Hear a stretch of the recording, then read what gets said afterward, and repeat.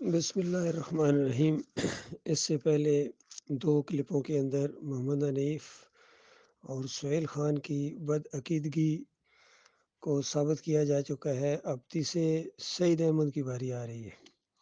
ان کے دو کلپ آج میرے سامنے ہیں۔ ایک کلپ کے اندر وہ ڈاکٹر عبداللہ ان کی جو واپس آئے ہیں، رجوع کیا ہے، انہوں نے دوبارہ محمد حنیف صاحب کی گود میں آ کے بیٹھے ہیں، جن کو پہلے فتوے لگاتے رہے ہیں اور اب وہاں ان کی گود میں بیٹھے ہیں، اور جو ہے نا پہلے اپنے ڈاکٹر عبداللہ ان کی تعریف کر رہے ہیں، پھر محمد حنیف کو مائک دیا گیا تو انہوں نے ایک شرک اور بیان کر دیا، اس پر ان سب کی زبانیں گنگ ہیں۔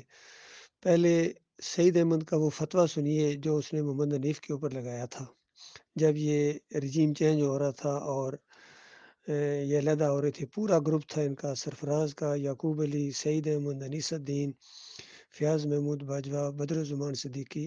یہ منع کرنے کے باوجود جماعت میں نہیں ٹھہر رہے تھے، حالانکہ ان کو سردار اشرف نے کہا تھا کہ دیکھو ڈاکٹر عثمانی رحمۃ اللہ علیہ کی جماعت کو مت چھوڑو، اندر رہ کے اپنا کام کرو، اگر کسی سے اختلاف ہے تو اس کو یہاں تک رکھو، جماعت کیوں چھوڑ رہے ہو، نیا امیر کیوں بنا رہے ہو؟ لیکن یہ نہیں باز آئے۔ پہلے ذرا سعید احمد کا یہ کلپ سنیے، پھر اس کے اوپر میں تبصرہ بھی کروں گا اور دوسرا کلپ بھی آپ کے سامنے لاؤں گا۔ اور جناب والا یاد رکھیں، توبہ یہ جو قرآن کی آیت ہے کہ جو ہدایت کی بات کو چھپاتے ہیں، کتمان حق کرتے ہیں، تو اللہ نے ان کے لیے شرط لگائی ہے توبہ کرے، اصلاح کرے، بیان کرے۔ اور حنیف نے اللہ کے اسی حکم کے مطابق کہ اس نے کتمان حق کیا، ہدایت کو چھپایا اور وہ اللہ کا مجرم بنا۔ ایسے شخص پر جو کتمان حق کرتا ہے، اللہ کی ہدایت کو چھپاتا ہے، تو وہ کافر ہوتا ہے، اور اس کافر کے لیے ایک ہی راستہ ہے کہ وہ رجوع کرے، اور رجوع کرنے کے لیے شرط ہے کہ توبہ کرے، اصلاح کرے اور بیان کرے۔ تو حنیف جب مجرم ثابت ہو گیا تو شورا نے حنیف کی امانت بچانے کے لیے یہ کہا کہ ٹھیک ہے جی، حنیف صاحب سے توبہ کرا لی جاتی ہے، اور اس کے بعد پھر حنیف سے توبہ کرائی گئی۔ تو کہنے کا مطلب یہ ہے کہ اگر حنیف مجرم نہیں تھا، مشرک نہیں تھا، طاغوت پرست نہیں تھا، تو پھر اس نے اللہ کے حکم کے مطابق توبہ کیوں کی اس نے؟ یہ ہے بیان سعید احمد لانڈی والے کا، جب اس نے پہلے یہ رجیم چینج کے موقع کے اوپر بڑا اہم کردار ادا کیا تھا، اور اس کو یہ امید تھی کہ یہ اس کو امیر بنائیں گے، کیونکہ ایک موقع کے اوپر یہ ایسا کہتا ہوا سنا گیا تھا جب لوگوں نے ان کو کہا کہ علیحدہ ہو رہے ہو تو امیر کس کو بناؤ گے؟ تو اس نے کہا کہ ابھی ہم نے ڈیسائیڈ نہیں کیا ہے۔ تو پوچھنے والے نے پوچھا کہ بدر الزمان صدیقی کو؟ کہنے لگے نہیں، وہ علمی لحاظ سے ذرا کمزور ہے۔ پھر اس نے کہا کہ کیا یعقوب علی کو؟ تو سعید احمد کہنے لگے نہیں، ابھی ان کی ذرا عمر کم ہے۔ تو پھر اس نے کہا پھر آپ ہی ہے نا۔ تو اصل میں سرفراز نے سب کو یہ گولی دی ہوئی تھی کہ امیر بننے کا لالچ دیا۔ حکیم رمضان نے خود مجھے بتایا کہ ان سب نے مجھے کہا تھا کہ تمہیں جماعت کا امیر بنایا جائے گا۔ تو اندر سے تو منصوبہ یعقوب علی کو بنانے کا تھا، چونکہ وہ بالکل سرفراز صاحب کے ہاتھ میں رہتا ہے، گود میں کھیلتے ہیں۔ تو ظاہری بات ہے یہ ایک پورا سسٹم ان کا قائم ہوا تھا، اندر اندر ایک بڑا پریشر انہوں نے قائم کر دیا تھا۔ اور مجھے ابھی تک یاد ہے ایک دفعہ جب یہ جا رہے تھے، بات چیت کر رہے تھے ایک پروگرام کے اندر، تو اس نے سعید احمد نے کہا کہ نہیں، تفسیر پرنٹ ہو کے آنے دو پھر وہ کریں گے۔ یعنی اس اندر اندر سارے لگے، تو اس میں فیاض محمود باجوہ بھی تھا، یہ سارے تھے، یہ پورا گروپ تھا۔ تو اب اگر یہ کوئی دین کی بات کریں تو حیرانگی ہوتی ہے، کیسے لوگ اس جماعت کے اندر آئے، کس طرح دوغلے اور ذو الوجہین۔ اب ذرا ان کا وہ کلپ سنیے جو جب سے توبہ کر کے واپس آیا اور ڈاکٹر عبداللہ اس کی تعریفیں کر رہے ہیں۔ اللہ تعالیٰ ان کو استقامت دے، مرد جب تک ایمان پر استقامت عطا فرمائے، ایمان کی اس اجتماعیت کہ جو سچائی کے ساتھ جو ہے وہ یہ لگن کے ساتھ اللہ کے دین کا کام کر رہی ہے۔ اللہ تعالیٰ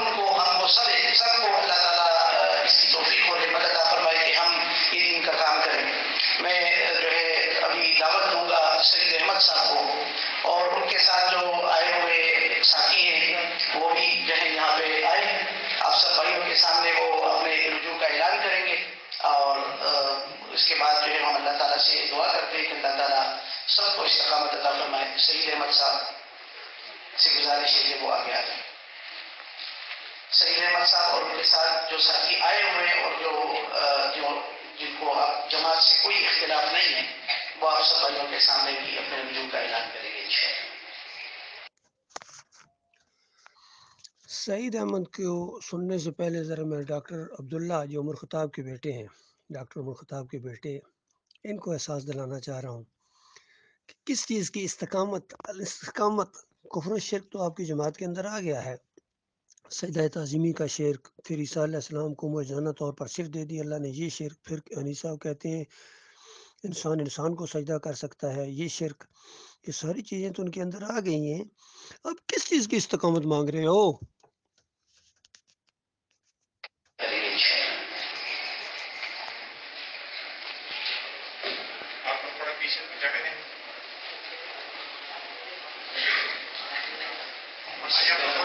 صحیح صاحب آ رہے ہیں، صحیح صاحب اعلان کریں گے. راستہ دو مولوی صاحب.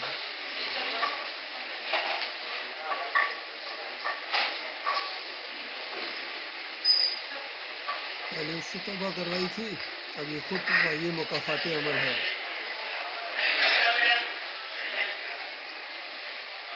بہرحال اب حنیف صاحب کو توبہ کرنی چاہیے کیونکہ شرک ان کے اندر ہے. اب اس طرح توبہ کرتے جس طرح سعید احمد نے کہا کہ توبہ کی، اب ان کو توبہ کرنی چاہیے. لیکن ڈٹے ہوئے سارے استقامت کی دعائیں مانگ رہے ہیں، شرک کے اوپر ڈٹے ہوئے کہتے ہیں استقامت اللہ تعالیٰ عطا فرمائے. یہ باقی جو ساتھی آئے ہوئے وہ بھی آگے آ جائیں.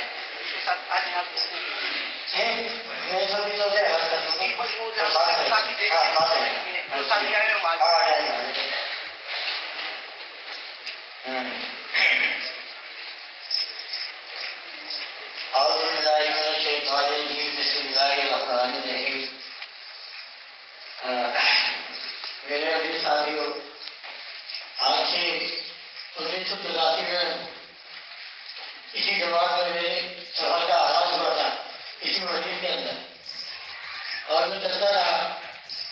تقریباً 2004 کے بعد میں بھٹک گیا، روزانی میں چلا گیا. اس جماعت کے خلاف میں نے باتیں کی اور اس جماعت کے اندر میری وجہ سے انتشار بھی ہوا اور فرقہ واحد کو بھی جگہ ملی. ہمارا کی ساری میری کوتاہیاں تھی. اللہ تبارک و تعالیٰ کا احسان ہے اس ہماری کا.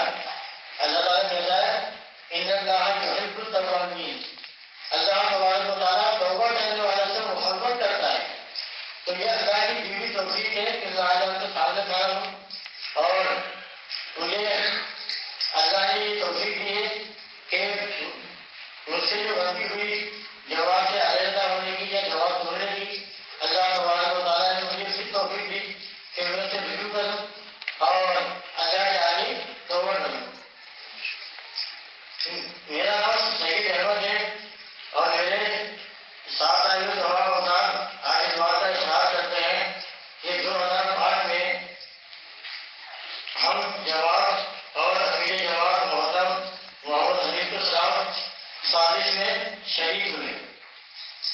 یہ حقیقت ہے، واقعی سازش بھی تھی اور جماعت پر جھوٹے الزامات لگا کر بہت سے ساتھیوں کو جماعت سے منتخب کیا. یہ بھی حقیقت ہے. یہ جماعت میں انتشار ہوا، دعوتی سرگرمیوں میں نقصان پہنچا. اللہ تعالیٰ کی خاص مہربانی ہے جس نے ہماری آگے بڑھ دی ہے. آنکھیں ابھی نہیں کھلی ہیں سعید احمد. یہ تو اقرار کر چکے ہو کہ آپ کی وجہ سے فرقہ واریت ہوئی، جماعت میں انتشار پھیلا. تو یہی تو ہم لوگ کہہ رہے ہیں کب سے کہ تم لوگوں نے یہ فرقہ واریت کی ہے، جماعت میں انتشار پھیلایا ہے، اور اب اگر توبہ کرنی ہے تو پوری طرح شرک سے توبہ کرو. سب سے بڑا انتشار تو شرک ہے. جو سجدہ تعظیمی کا یہ شرک آپ کے اندر بھی موجود ہے، محمد حنیف کے اندر موجود ہے، ڈاکٹر عبداللہ عمر کے اندر موجود ہے، منور سلطان کے اندر موجود ہے، سب کے اندر یہ موجود ہے. قاری خلیل الرحمان اسی کا دائی ہے شرک کا. اس سے توبہ کب کرو گے؟ یہ توبہ اصل توبہ ہوگی جس دن وہ توبہ کرو گے نا، وہ آپ کا ایمان کے اندر پہلا دن ہوگا۔ زمین خدا کچھ نہیں کرتا تو زمین سے الرجی اختیار کرے گا، ہم خدا ہے زمین نے نہیں کیا۔ تو اللہ کا شکر ہے ہمارے سامنے میں نے بڑی تحقیق کی ہے ان 18 سالوں میں، اور بہت چھان بھرا کی ہے۔ مجھے محترم حدیث صاحب کے اندر کوئی کچھ بڑا پورا کچھ نظر نہیں آیا۔ یہ ہے وہ بات جو اقرار کر رہا ہے۔ ہم بھی یہی کہہ رہے تھے کہ حنیف صاحب کے اندر کمزوریاں کچھ آ گئی ہیں، لیکن شرک نہیں ہے۔ اور یہ تم شرک اور طاغوت اور نہ جانے کون کون سے جو فتوے لگاتے رہے ہو، یہ تمہاری غلطی تھی۔ ابھی اس چیز کا تو اقرار یہ کر رہے ہیں کہ یہ ہماری غلطی تھی، فتوے نہیں بنتے تھے، امیر کو نہیں چھوڑنا چاہیے جب تک اس کے اندر شرک نہ ہو۔